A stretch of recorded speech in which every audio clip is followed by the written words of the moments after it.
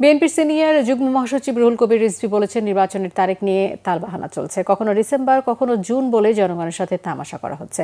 দুপুরে সিরাজগঞ্জের তামাইয়ে তারেক রহমানের নির্দেশে অসচ্ছল পরিবারের মাঝে ঈদ সামগ্রী বিতরণ অনুষ্ঠানে প্রধান অতিথির বক্তব্যে তিনি এই কথা বলেন।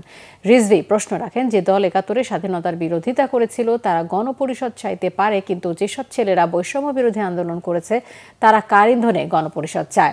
রিজভী বলেন, জুলাই আগস্টে গণহত্যার বিচারে মনোযোগ না দিয়ে নির্বাচন নিয়ে লুকোচুরি খেলছে সরকার। সংস্কারের কথা বলে আপনারা লুকোচুরি খেলছেন জনগণের সাথে। একবার বলেন ডিসেম্বর, একবার বলেন মার্চ, একবার বলেন জুন।